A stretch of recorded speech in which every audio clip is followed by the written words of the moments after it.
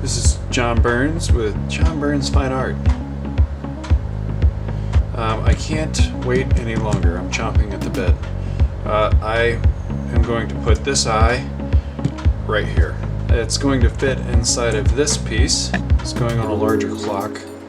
I like to build these clocks by Clayton Boyer. So I'm sculpting an eye in relief, and I thought it'd be fun to get this on the whatchamacallit camera.